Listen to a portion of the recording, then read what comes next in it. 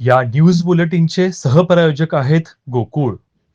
पन्हाळा तालुक्यातील कोडोली येथील सुतारकी परिसरातील रायगड कॉलनीत सोमवारी रात्री अज्ञात चोरट्यांनी घरफोडी करून सोन्याचे दागिने व रोख रक्कम असा सुमारे 70,000 रुपयांचा मुद्देमाल लंपास केला. ही घटना रात्री सुमारे 2 वाजण्याच्या सुमारास घडली. डॉक्टर करण हंडे यांच्या बंगल्यातील ग्रिल व खालच्या खोलीचे कडी तोडून चोरट्यांनी प्रवेश केला. हंडे कुटुंब दुसऱ्या मजल्यावर राहत असल्याने पहिल्या मजल्यावर कोणी नसल्याचा फायदा घेत चोरट्यांनी क्लिनिकच्या खोलीतील कपाट फोडले. त्यातून सोमवारीच खरेदी केलेले 3 ग्रॅम वजनाचे कानातील सोन्याचे दागिने व 20,000 रुपये रोख रक्कम घेऊन चोरटे पसार झाले.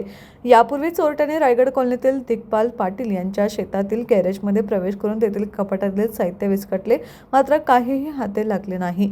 त्यानंतर डॉक्टर हंडे यांचे घर फोडल्यानंतर हार्वर्ड हायस्कूल जवळील महापुरी यांचे घर फोडण्याचा प्रयत्न केला, मात्र तेथेही चोरट्यांना काही मिळाले नाही. या घटनेची नोंद कोडोली पोलीस ठाण्यात झाली असून पोलिसांनी घटनास्थळी पाहणी करून तपास सुरू केला आहे, अशी माहिती पोलीस निरीक्षक कैलास कोडक यांनी दिली आहे. दरम्यान दिग्पाल पाटील यांच्या गॅरेजमध्ये असलेल्या सीसीटीव्ही कॅमेऱ्यात 6 चोरटे कैद झाले असून त्यांच्या तोंडावर मास्क व कानटोपी असल्याचं दिसून येते. सीसीटीव्ही फुटेजमुळे परिसरात भीतीचं वातावरण निर्माण झालंय. कोडोली व परिसरात वाढलेल्या चोऱ्यांमुळे या गुन्ह्यांचा छडा लावणे पोलिसांसमोर मोठे आव्हान ठरत आहे.